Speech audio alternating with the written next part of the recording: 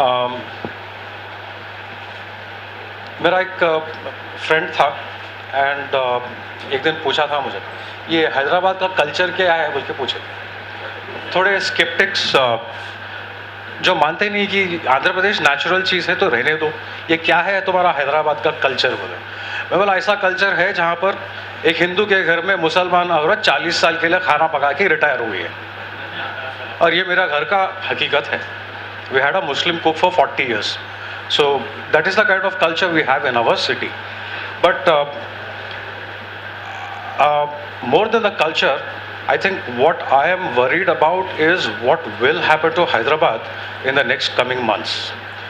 And that is where I think हमारी जिम्मेदारी जो कह रहे हैं हम लोग, we have to be alert as citizens of this country and as residents of this city to see to it that nothing happens here, no deals are struck which will take some part of Hyderabad away permanently while we are here.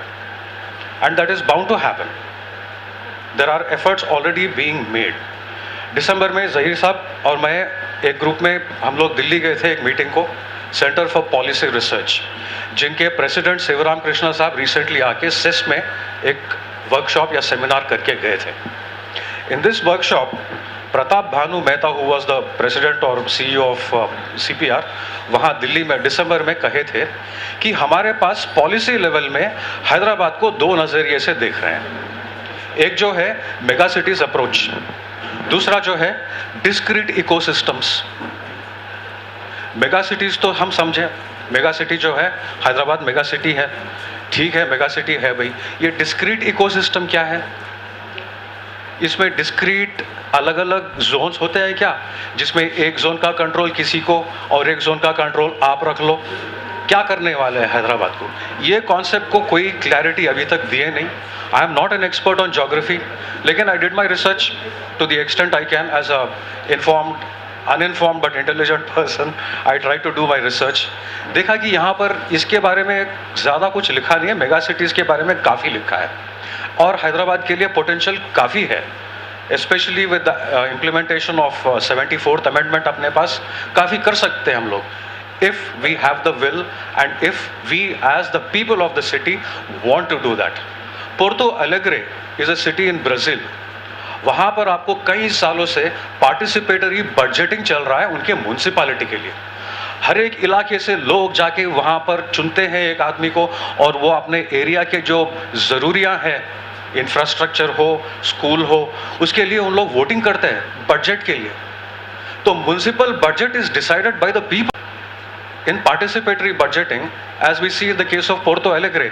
और ये सिर्फ Porto Alegre की बात नहीं, even a capitalist country like America has the same thing. Chicago में आजकल देखिए आप, शिकागो के शहर में भी पार्टिसिपेटरी बजटिंग चलता है। हमारे पास क्यों नहीं चलेगा?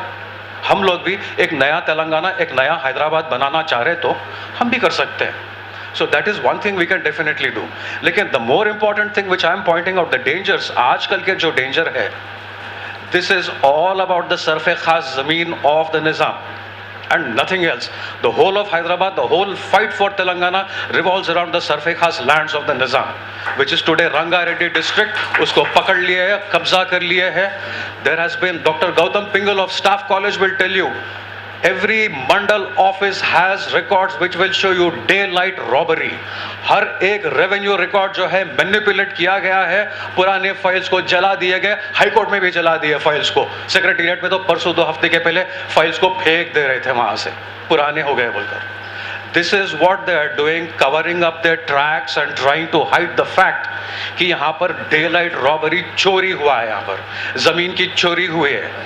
और ये कोई कैपिटलिस्ट नहीं है सर, कोई कैपिटलिस्ट आंध्रा की नहीं है। ये जो है चंद है, हाथ में गिन सकते हैं उन लोग को, और वो लोग ऐसी चीज़ों में है या नहीं मुझे तो पता नहीं, लेकिन ये जो लोग अभी रुकावट डाल रहे हैं ये तो चोर है, ज़मीन के चोर है, और nothing more than that, and that has to be caught, that has to be cot.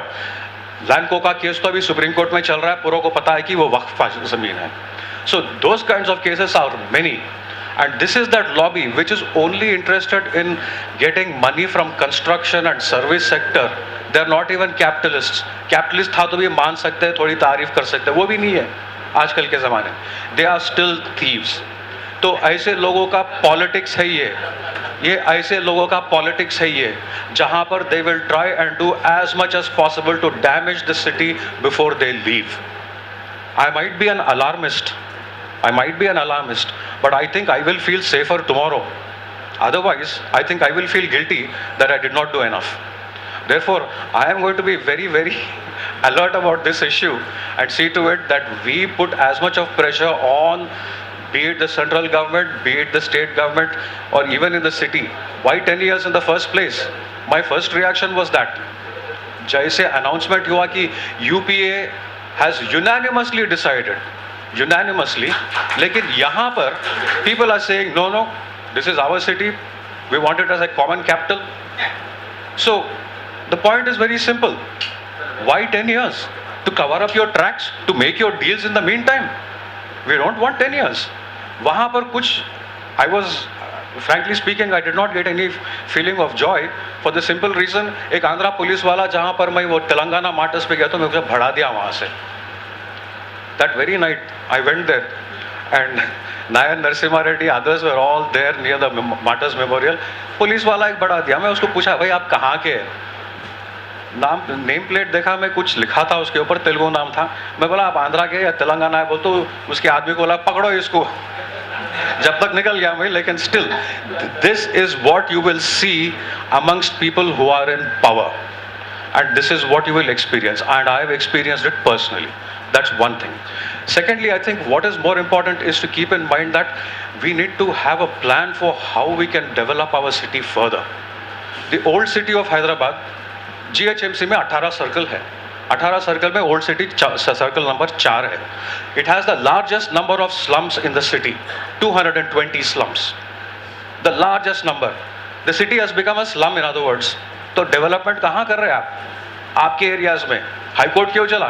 जाके गच्चीबौली में आप और एक हाईकोर्ट बनने वाले हैं क्या? वो नया सिटी बनाने वाले हैं क्या? This is what the planning was. We don't know about these plans, but we know what happens only after that incident is over.